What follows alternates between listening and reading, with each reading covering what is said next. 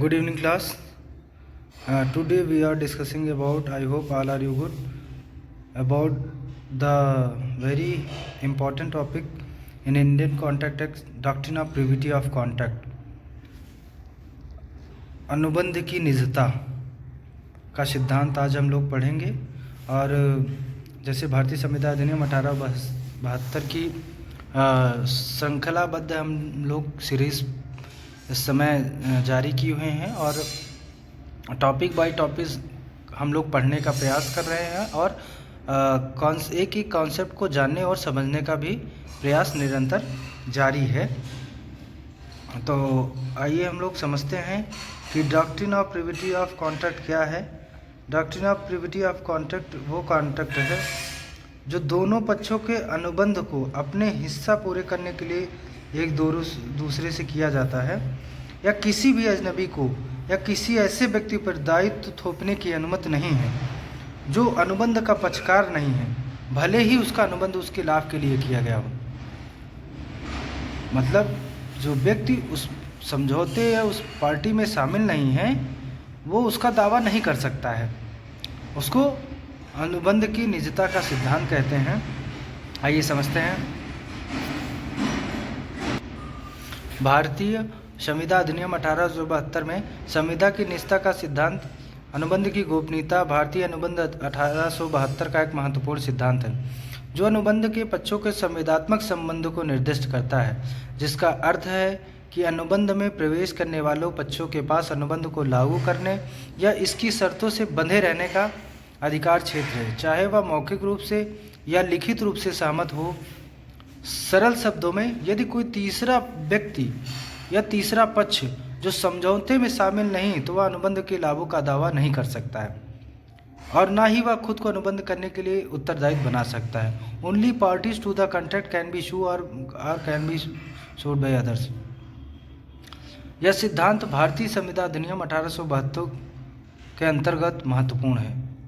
यह उन लोगों के बीच निजी रहे जिनके बीच अनुबंध हुआ है। उदाहरण के लिए, यदि ए और बी एक अनुबंध बनाते हैं तो अनुबंध को लागू कराने का अनुबंध को ए और बी को ही अधिकार है, चाहे वह अनुबंध बनाने सी के विरुद्ध आमतौर पर या किसी एक में नहीं आता या किसी एक सी के द्वारा नहीं लागू कराया जा सकता।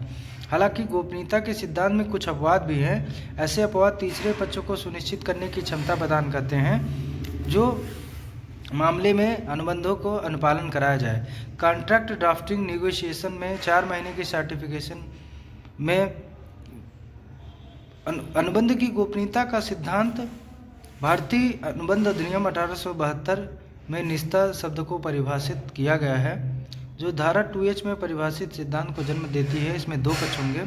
अनुबंध की गोपनीयता एक ऐसे सिद्धांत है जो अनुबंध से उत्पन्न होने वाले अधिकारों और दायित्वों से सख्ती से उन पक्षों तक सीमित करता है जो इसमें प्रवेश करते हैं। इसका तात्पर्य है कि केवल वे पक्ष अपने कानूनी अधिकारों और दायित्वों को लागू करने का प्रयास करते हैं जिनसे इन्हें ऐसे अधिकार और कर्तव्य प्राप्त होते हैं। एक बार अनुबंध अस्तित्व में आ जाने के बाद कोई तीसरा पक्ष अनुबंध की शर्तों को लागू नहीं करा सकता।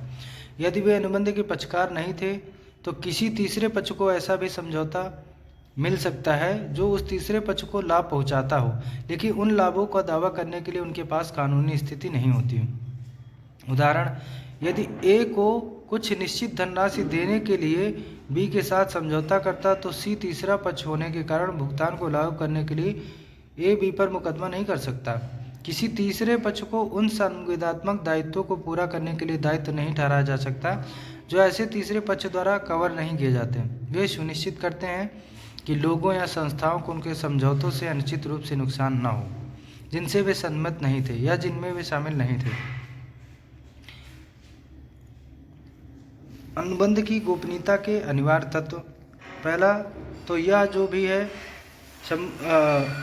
संविदा ये 2 पक्षों के बीच एक अनुबंध हुआ हो। दूसरा कि पक्षकारों को सक्षम होना चाहिए और वैध प्रतिफल होना चाहिए। अनुबंध की doctrine of privity of contract की ये विशेषता है कि पक्षकार जो है वो सक्षम हो और प्रतिफल के अस्तित्व का सिद्धांत अनुप्रयोग के लिए लागू हो और केवल अनुबंध के पक्षकार ही एक दूसरे पर मुकदमा कर सकते हैं और कोई तीसरा व्यक्ति इनके खिलाफ मुकदमा का हकदार नहीं है।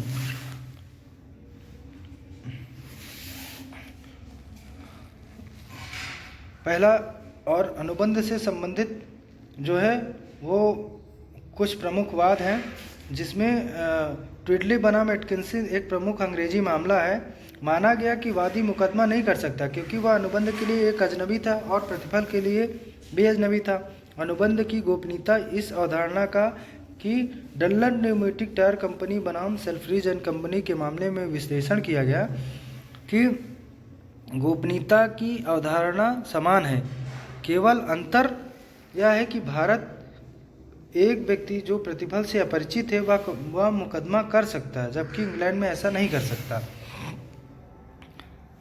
और इस वाद में अनुबंध की निजता की नींव रखी, इसमें फैसला सुनाया कि तीसरे पक्ष को अनुबंध लागू नहीं कर सकता, भले वे इससे लाभान्वित हों, क्योंकि इसके द्वारा प्रतिफल प्रदान नहीं किया गया था। जमुना दास बनाम राम अवतार 1892 का एक वाद है, जिसमें न्यायालय ने माना कि तीसरा पक्ष अनुबंध लागू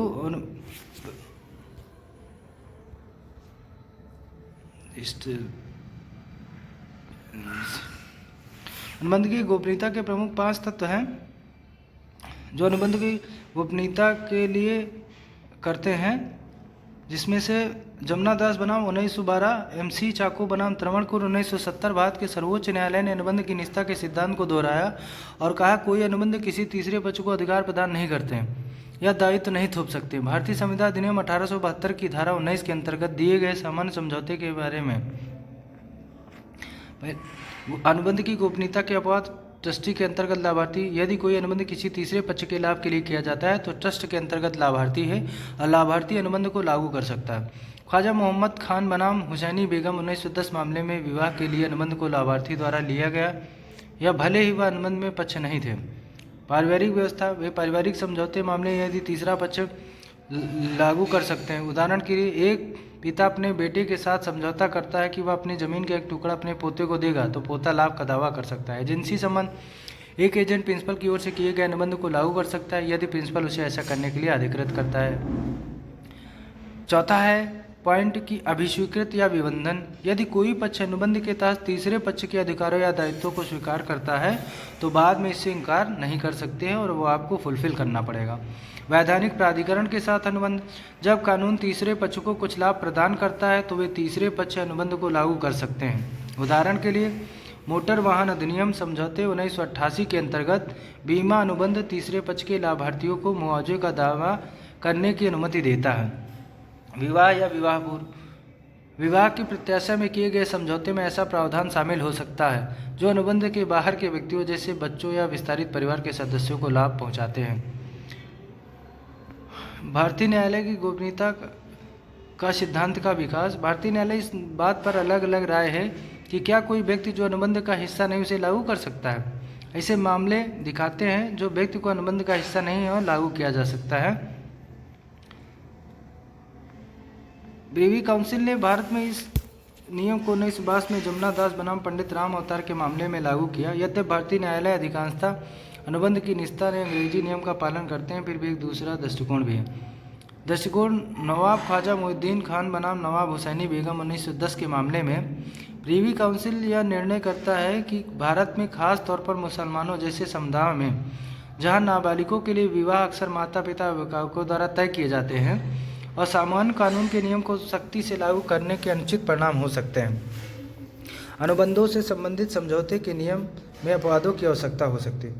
कुछ न्यायालयों ने इस विचार का उपयोग करने के लिए किया कि भारतीय न्यायालयों को हमेशा ट्विडली बनाम एटकिंसन 1910 के नियम का पालन नहीं करना पड़ता। हालांकि भारत के सर्वोच्च न्यायालय ने बार बार इस नियम का समर्थन किया और उसे कई मामलों में लागू किया। भारतीय संविधान अधिनियम 1872 में इस बात पर जोर देता है कि गोपनीयता का सिद्धांत की परिवर्तनीयता को पहचानने की दिशा में एक महत्वपूर्ण उपकरण बना हुआ है। तीसरे पक्ष के अधिकारों के साथ विशेष रूप से कठोर होने के बावजूद अच्छी तरह से निर्धारित बहिष्करण कानूनी प्रक्रिया के लचीलेपन और संतुलन को इंगित करते हैं। इसलिए सिद्धांत समाज की ज़रूरतों के बीच उचित संतुलन बनाकर भारतीय न्यायपालिका अनुबंध संबंधी दायित्वों की पवित्रता को समझौते किए बिना न्याय को आगे बढ़ाने के सिद्धांत को उपयोग को बनाए रखने में सक्षम है। अनुबंध की गोपनीयता का सिद्धांत इसके बावजूद इस क्षेत्र में काम करने और प्रशासन में शामिल किसी भी व्यक्ति के लिए महत्वपूर्ण है। एक वकील, व्यवसाय, निवेशकों या यहाँ तक कि किसी विशेष अनुबंध के पक्षकार के रूप में डॉक्ट्रिन ऑफ प्रोबेबिलिटी महत्वपूर्ण भूमिका निभाती है। बहुत बहुत धन्यवाद। बने रहिए आप सभी आपके YouTube चैनल अपनी विधिक यूनिवर्सिटी में।